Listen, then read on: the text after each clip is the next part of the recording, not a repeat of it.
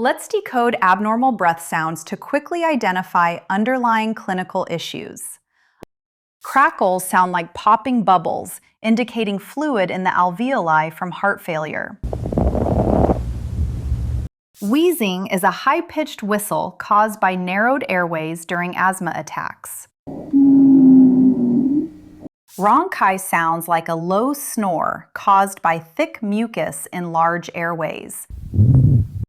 Because rhonchi stems from mucus, the sound often clears after a strong cough.